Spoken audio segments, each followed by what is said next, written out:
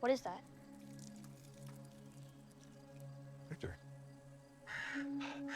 It's okay. I left a note for Donna. Oh, I didn't realize you left a note. From season 4, episode 3, The Lake of What did you mean to say? Probably one of my favorite episodes of the entire series. Victor is so scared right now, and we should all be too. And we get to see just how evil Sophiello is. If you enjoyed today's video, be sure to hit the repost button and let me know what you thought of this episode down in the comments below. This is your weekly recap, breakdown, and analysis for From season 4, episode 3, Merrily We Go. Let's quickly review the main events that took place in this episode before we start the bigger breakdown, analysis, and theories. Ethan and Jade are on a search for the things that they once knew, trying to remember the knowledge that will help them, while Victor is realizing, yes, Victor knows the man in yellow exists. Victor's father, Henry, and Tabitha go to the bottle tree, and he says that it resembles the one that Miranda built back in Camden, Maine. And for the first time in a while, Tabitha sees the boy in white. And this is Henry's first true supernatural experience in this place. He has only ever seen the monsters. It is a big deal that the boy in white is revealing himself to Victor's father. He tells them that they're getting so close, but they are running out of time, and Tabitha gets very upset with him because he has no answers for her. She is asking the wrong questions, and she thinks that the best way to save Julie and Ethan is by going to the lighthouse again, the way that she did at the end of season 2. But things have changed, and that won't work anymore. We have Tabitha and Ethan next to Jade and Henry and Victor, 2 of her sons and 2 of her husbands. These are one of the layers in the show that get overlooked when people think that because there's no action happening, that nothing is going on. But this is a big scene because we have not really seen the 5 of them come together in this way since Tabitha and Jade found answers at the end of season 3. The Crows make an appearance at Jim and the pastor's funeral. Boyd tries to do a normal service, but nothing is normal anymore. Every moment is turning into chaos. Julie Matthews almost throws hands with Sophia, aka the Man in Yellow, for implying that the reason that everything has been going bad is because of the Matthews arrival at the beginning of season 1. The Man in Yellow is manipulating these characters more and more in each episode, even turning Julie and Tabitha against Kenny. Kenny tells Boyd that he doesn't know much about Sophia except that she prays a lot. Sarah agrees to become roommates with Sophia, which is not a good idea. At the beginning of the episode, Jade was asking Boyd if there was any substances around so that he can go on a similar mental adventure as Miranda did with Henry on his 35th birthday that showed her visions of this place. Boyd did not think this was a good idea, but by the end of the episode, Jade finds some psilocybin that he will likely use in the coming days to be able to experience what answers really lie inside his head. Julie is on a mission to find Ethan's books in the crumbled Matthews house to see if she can learn how to better story walk with the information that she finds. But Randall tags along to help her because it's a dangerous quest, and he retrieves the books for her, which she will likely use in coming episodes to story walk once again. And it seems that Ethan forgot what goes on in these books because he cannot determine if he came up with this idea of the Lake of Tears himself, whether or not his dad was a ghost or a spirit, and he even confuses Jade a little bit because he does not remember the knowledge inside of the books because it's been so long since he has read them. But just like the books might help Julie storywalk better, these books might also help him find the Lake of Tears. This moment where Jade is floating with his body spread out in the water, this is an homage to Leonardo da Vinci's work of the Vitruvian Man. And I'm gonna have a video later where I break down a theory regarding this image and why it's important to the Renendez moving trucks. Tabitha gets very close to confessing to Henry the knowledge that she gained about Miranda at the end of season 3, but in his desperate attempt to protect her, it gets glossed over. Boyd is still grieving the loss of his wife Abby, and Acosta clearly reminds him of her, and so he gives her a project and tells her that if she still wants to do what she wants to do after this, she might as well use this time to try to find a way to put clues together, use her understanding of crime scenes, and be helpful and useful in saving everybody to escape. I really felt bad for Acosta in this episode because in episode 1 of this season, Boyd was counting the bullets in case everyone needed to choose one day what path they wanted to take, their own or the path of the monsters, and now Acosta is asking for this, and Boyd will not let her do it. So will Acosta find some answers in the storage of Colony House? Fatima is letting out her rage and frustrations with her postpartum and having given birth to Smiley. Ellis is trying to be a good husband, and she agrees with Elgin that they should not be defined by the things that went on at the end of season 3, and that it was neither of their faults that this place took advantage of them, but she has been working on a secret plan with him, building up a mound of dirt in his room. Boyd goes to speak with his wife Abby, and almost taken 6 feet under the ground by the zombie of his wife,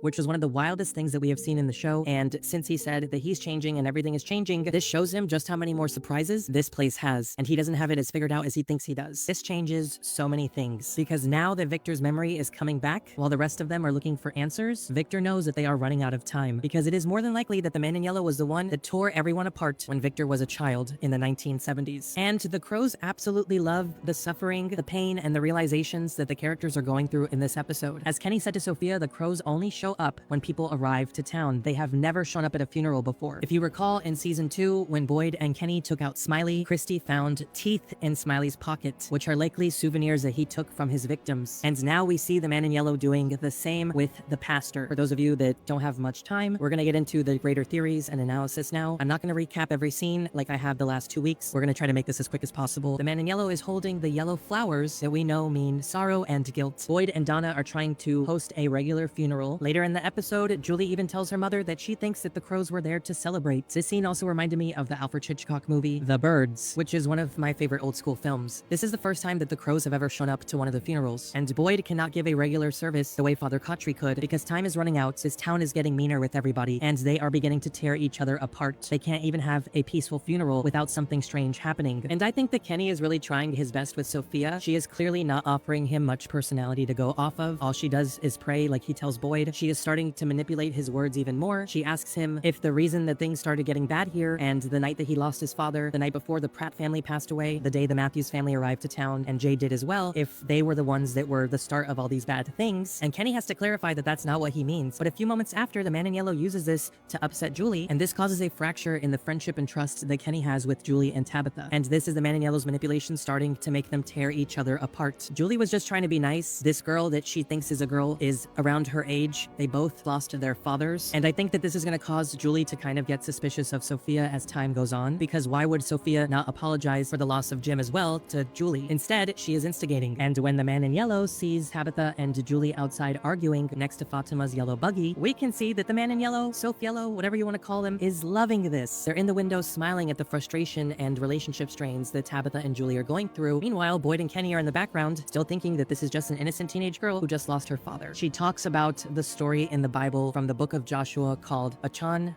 however you say it. They were a person in the Bible whose hidden sins led to the collective punishment of their community. Julie was blamed for arriving to town with her family and leading to all the bad things that happened since they arrived by the man in yellow. People here are just living day by day, trying to make it by and trying to have some hope. He's really trying to be nice to her. He tells her she needs to decide on a place to live. She asks if she could stay with him, but she doesn't want to live in Colony House. She asks about the clinic and then decides to say that she wants to live with Sarah, which kind of shocks Kenny. He has a bad relationship with Sarah, but Kenny says that she doesn't know what kind of person Sarah actually is. And while Sarah is kind of confused at first as to why anybody would want to live with her after all that she's done, she does seem excited to have Sophia as a roommate, but Sarah does not know all the trouble and mental games that she is in for if the man in yellow is living in her house. She is manipulating Kenny, she is manipulating Julie, she is manipulating Sarah, and framing all these things to set people up to make them argue. And that brings us to the yellow suit that Victor finds in the woods, and Victor soils himself because he is so afraid. The crow comes and starts taunting him. You can tell that the man in yellow has truly traumatized him once, and now he knows that the man in yellow is somebody in this town. Now let's turn our attention to the Matthews family in this episode. Julie and Ethan are clearly on their own quests in their own ways to save their father, and Ethan is wearing a black blazer that doesn't fit. Jim told him that you wear a suit to show your respects, and Ethan is trying to show respect for his father, for Ethan and them to remember their father. And that's when Victor shows up to bring a present to the family to honor Jim, and we get this cute drawing of the family arriving to town on their first day. And I would just like to say I felt so bad for Tabitha because you could see double the tears rolling down her eyes. Catalina is truly a talented actress. I really enjoyed this scene because in Tabitha's mind, she is talking to two of her sons. After the man in yellow, as Sophia upsets Julie, this sends Tabitha on a quest of her own for answers and a way out. When she goes to put Victor's drawing away, she sees the drawing of the lighthouse, and now she thinks that maybe it's worth trying that out again. So being the mother of the year that she is, she writes a note for Donna just in case something happens to her. But Henry knows better. He knows that Tabitha is not good at lying. She tells him about the bottle tree and how she needs to find it because she wants to go back to the lighthouse. And Henry is in the opposite situation as Tabitha. He lost his wife and his kids. He has reunited with Victor. He spent 40 years, as he said, waiting for them to come home, which also tells us that if Victor was 10 or 12 years old and it's been 40 years, then Victor is about 50 to 52 years old, meaning that Henry is likely in his 70s. And that also confirms that Tabitha is in her early 40s, which makes sense if that's when Miranda's life ended in 1978. And right before Tabitha agrees to have Henry join her to go to the bottle tree, she almost confesses to him, and when they finally get to the bottle tree, Henry is shocked to realize that it looks just like the one Miranda made. And Henry is one of the new characters in town who is fascinated by all these things that he is finding out. Tabitha tries to run into the bottle tree, and Henry stops her. He knows for the most part what his wife went through, and he does not want the same for Tabitha. He doesn't want her children to go through what his own children went through, but he also doesn't know that Tabitha was also his wife.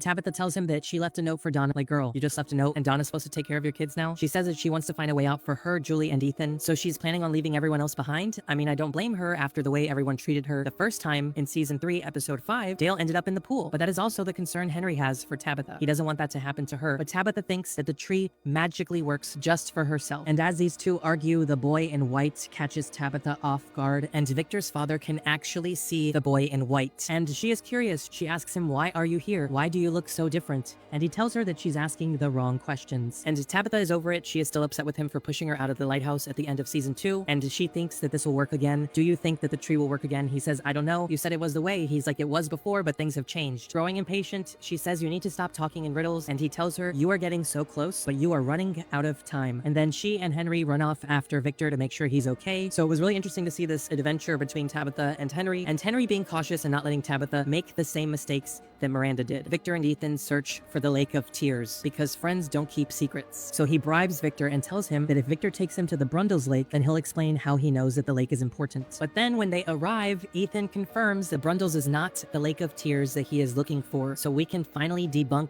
the theory that the lake that Fatima and Ellis go to is the Lake of Tears. And this image of the man inside of the circles and the squares from Leonardo da Vinci was supposed to symbolize the harmony between the human body and the cosmos of space, time, the arts, and the sciences, which honestly perfectly encapture who Jade is as a person, and at the same time he looks really good doing it. There is a huge theory there that we're going to break down in one of my following videos as well. So the three of them venture into the woods to search for the next lake. Ethan tries to explain to Victor and Jade he either made up the Lake of Tears in his own story, because it is likely that he is forgetting the stories of the Cromanocle where the Lake of Tears came from. It has been so long since he read his books back in season 1 before the house collapsed, and now Julie and Randall are going to get those books. So will Ethan be able to confirm that he didn't make up Jim either, that was actually his father, because Jade is getting pretty confused. But as Jade is trying to do, Ethan is also trying to remember something that he once knew but forgot. They know that the answers to the end are inside of their heads. They just have to find a way to get them out. And shortly after this is when Victor finds the man in yellow suits, and Ethan and Jade chase after him. So while we don't get the answer for where the Lake of Tears is in this episode, that the Brundles is not the Lake of Tears. Boyd was checking in on Jade's progress. He asks Boyd if he has any special substances that he can go on a similar trip with, the way Abby did, that helped her have visions of this place, because he can unlock the memories inside of his head and find more answers this way. But Boyd does not think it's a good idea for Jade to do this, as it might make things worse for Jade. Jade finds the psilocybin, exactly what he needs to be able to go on a special mental adventure in a following episode that will likely bring him a whole slew of answers. It could be that this is what leads to him seeing the young boy in the cave. Will take this psilocybin and go venture into the caves where we see him with the lantern and the monsters in the preview trailer from earlier this season. And I will say that I really hope we get really cool visuals with that experience that Jade goes on. It would be so cool to see so many new things happening, viewpoint and the things that they see and do. Are we in for a wild episode next week in episode 4? Boyd was having nightmares remembering what he had to do to his wife Abby about 6 to 9 months ago. This probably happened a few months after Fatima arrived into town, and since her 1-year anniversary was in season 1, and there were 96 days of peace for 3 months before the last 27 days since the Matthews family arrived, it is likely that 6 months ago is when Boyd had to take his wife's life. And so instead of getting angry at Acosta, he remembers his wife and tries to cut her some slack. She says that she just needs 1 bullet and that she will go into the woods. And this is a very opposite moment to when he was counting the bullets in season 4, episode 1. He does not want this for Acosta, because now he realizes that she is like Abby was. So he takes her to the Colony House basement and gives her a project for her to use her crime scene investigation skills and to figure out what story these objects that are not important tell about the people that came before them. So will Acosta be forming her own theories? Will she be finding clues that people overlooked in past seasons? This is where Julie and Elgin found the Polaroid camera, so there could be other big clues in the Colony House basement. But Boyd tells her that she reminds him of somebody that he could have helped a long time ago but didn't. We know that Abby and Acosta are a lot alike, and Boyd felt guilt for being out in the woods and letting his wife's mental health decline, leading her to do the terrible things that she did in her final moments. And he does not want that fate for Acosta. And I think after this episode, now that she'll have something to do, that we should definitely start to cut her some slack, because it is clear that this place is already starting to break her spirit. Fatima and Elgin see each other for the first time since the end of season 3. Fatima does not want to hate Elgin. She understands that this place took advantage of both of them, and she wants to move forward. She asks him if he's okay, and he says, "I'm not sure I deserve to be." He tells her that they are never going to be who they were after what they just went through. And that is part of what this place does. It doesn't just hurt you physically or mentally, it also takes away parts of who you are. And that is one of the more horrific layers of this story that we see these characters going through. But Fatima tells Elgin that she needs his help with something. Ellis tells her that it felt like a lifetime ago that Julie was living in their room, and so much has changed since then. It has only been 27, 28 days, and all that has happened in that time. And to them, it feels like a lifetime, because time does not flow the same here. Fatima's pregnancy was even only 13 or 14 days long, and so Ellis wants to help her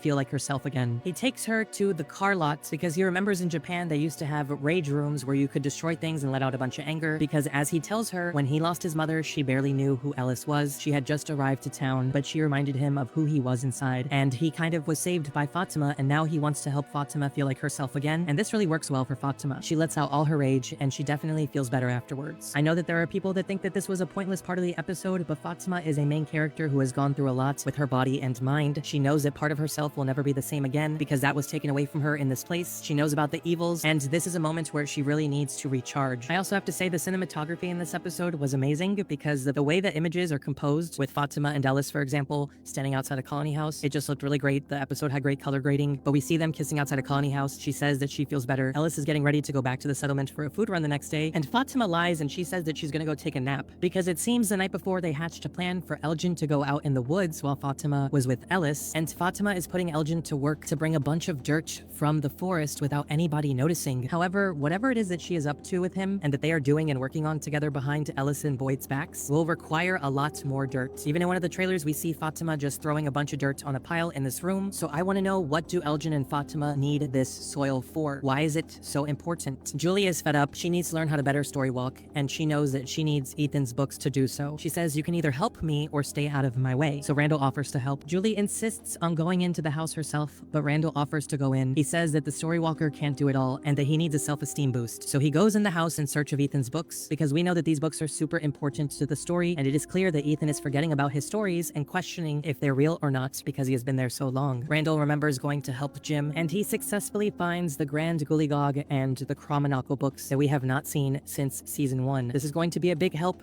to Julie and Ethan, more than likely. Thankfully, Randall escapes unscathed, but how did that mouse get inside of there? Did it just come out because it was there to scare Randall? Was it another trick from this place? I'm not sure, but I am sure that the Man in Yellow is having a fantastic time making everyone argue with each other, framing things and making Kenny look bad. He's going to be tormenting Sarah over the next few episodes now that they're roommates. He already upset Julie, Tabitha, Kenny, Boyd. They probably are going to grow suspicious of him, and I really wonder if Victor is going to catch on to Sophia. But that is all for this week's episode recap, analysis, and theories. I hope you guys enjoyed this. We're going to be talking other theories later this week. Let me know in the comments your thoughts about this episode, and thank you so much again for watching this review of episode 3, season 4 of From Merrily We Go.